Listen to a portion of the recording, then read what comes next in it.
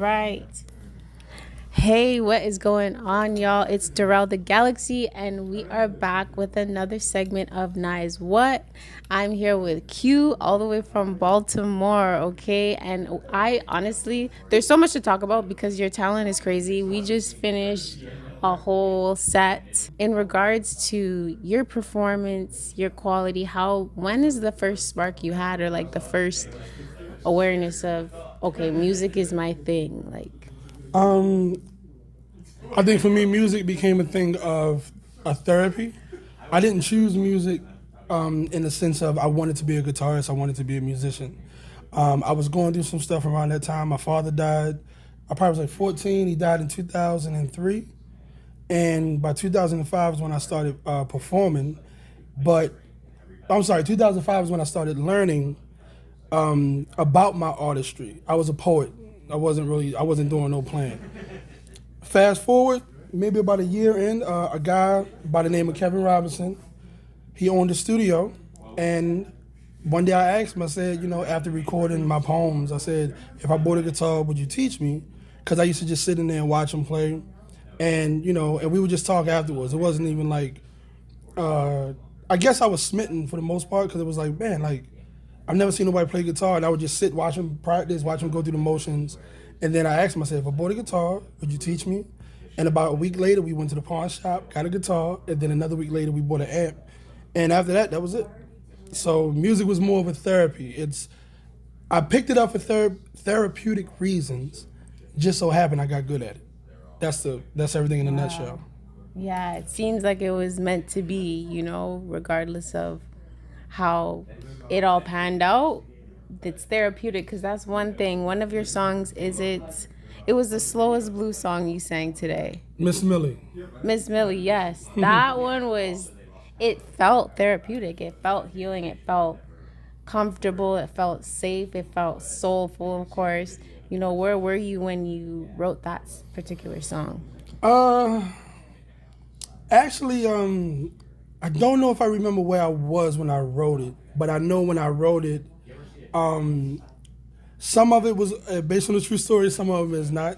It's kind of a play on just the idea of like being young, being a musician young, being good to your elder creative people mindset, but also like being charming and things of that nature. So it's like you kind of notice how, for lack of a better term, how people are like kind of using you without you knowing. So it's like, it's a mix of like kind of me channeling that to write that song, and then another part, the name Miss Millie is based on my son's mother.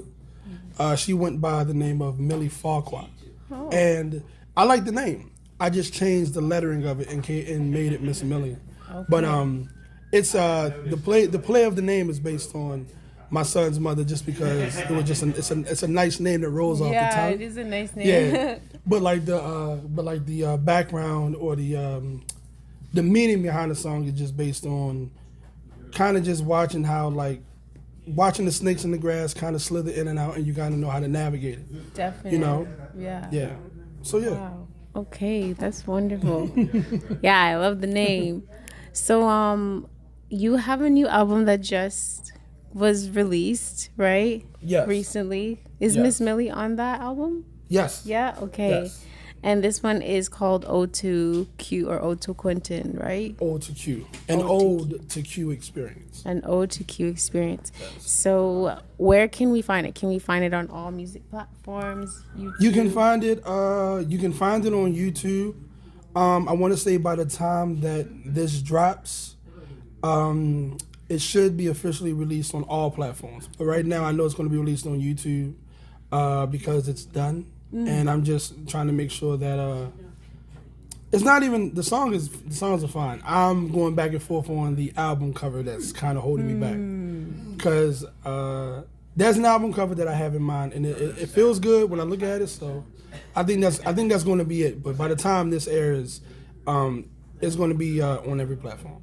Q, how do you feel about Toronto? Like, what's the vibe? What do you feel like? How long have you been coming from Baltimore to Toronto? Oh man, this is my fourth time here. Oh, wow. Like Okay. the first time I was here was about 2 years ago. I came here to see Tasha.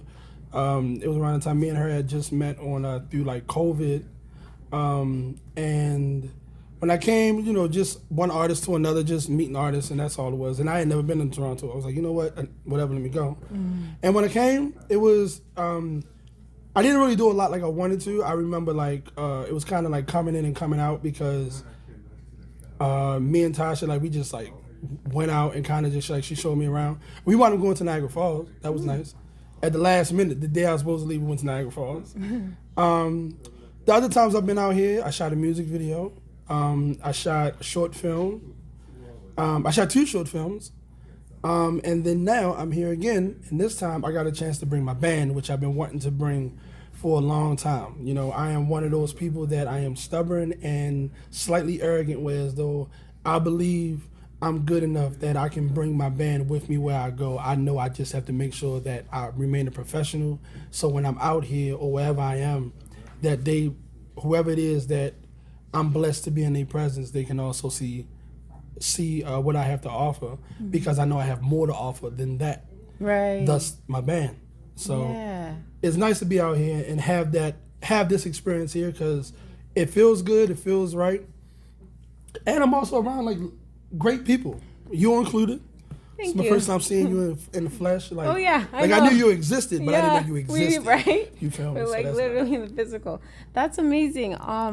Yeah, that's great. Your band is beautiful. The way you guys have your chemistry, you communicate with each other to like bring that adrenaline. Like the dance song. I don't know what it was called, but it was wanted called me Private to Dance. start twisting and shouting and Oh. jigging and dancing. Like, y'all bring that energy, and you brought it here. We are actually not in Toronto right now. We are in Brampton, located at Knowledge Bookstore. So shout out to Knowledge Bookstore. Really great to have you here. I'm definitely gonna share your album with the platform and everything like that. And yeah, this was a short segment of Nize What. This is Q. I'm sure you're gonna see more of him on other episodes and segments, but for now, check out or be sure to follow him at You can follow me. You can follow my Instagram page. It's Love from Q. Love from Q. And if you want to find me anywhere else, Quinton Randall. Quinton Randall. I'm Googleable. Perfect. He's Googleable, y'all. Check him out. Be sure to be on the lookout for his album. It's coming out soon, or check it out on YouTube. And we'll see you on the next segment of Nize What.